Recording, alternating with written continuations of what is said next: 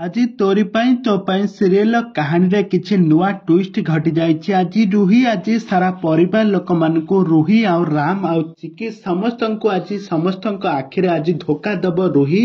ରୁହିର ଷଡ଼ଯନ୍ତ୍ରରେ ସମସ୍ତେ ଆଜି ଫସିଯିବେ, କାହିଁକି ନା ରୁହି ଗୋଟେ ବହୁତ ବଡ଼ ଗେମ୍ ଖେଳିଛି।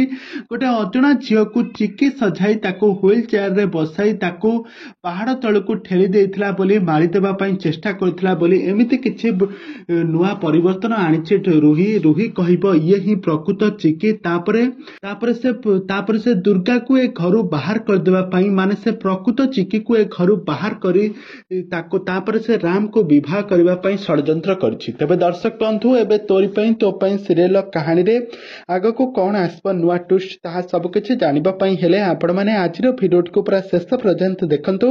ଆଉ ଏହା ପୂର୍ବରୁ ଯଦି ଆପଣମାନେ ଆମ ଚ୍ୟାନେଲକୁ ସବସ୍କ୍ରାଇବ କରିନାହାନ୍ତି ତାହେଲେ ସବସ୍କ୍ରାଇବ କରି ପାଖରେ ଥିବା ବେଲ୍ ଆଇକନକୁ ଦବାଇ ଦିଅନ୍ତୁ। ତେବେ ଦର୍ଶକ ବନ୍ଧୁ, ଆଜି ଆପଣମାନେ ତୋରି ପାଇଁ ତୋ ପାଇଁ ସିରିଏଲ ଦେଖିବା ପାଇଁ ପାଇବେ ବହୁତ ବଡ଼ ନୂଆ ଟ୍ୱିଷ୍ଟ ଦେଖିବା ପାଇଁ ପାଇବେ, ବହୁତ ବଡ଼ ନୂଆ ପରିବର୍ତ୍ତନ ଦେଖିବା ପାଇଁ ପାଇବେ।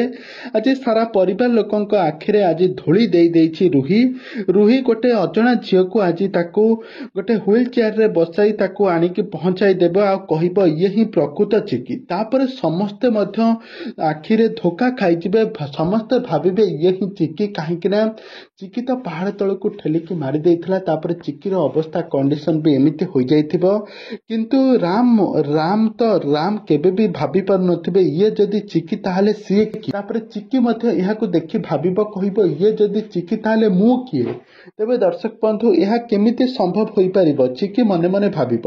ତେବେ ଦର୍ଶକ ବନ୍ଧୁ, ଏବେ କଣ ଘଟିବ, କାହାଣୀରେ କଣ ଆସିବ ନୂଆ ପରିବର୍ତ୍ତନ, ତାହା ସବୁ କିଛି ଜାଣିବା ପାଇଁ ହେଲେ ଆପଣମାନେ ଆମ ଚ୍ୟାନେଲ ସହିତ ଯୋଡ଼ି ହୋଇ ରୁହନ୍ତୁ। ଆମ ଚ୍ୟାନେଲକୁ ସବସ୍କ୍ରାଇବ କରି ପାଖରେ ଥିବା ବେଲ୍ ଆଇକନକୁ ଦବାଇ ଦିଅନ୍ତୁ।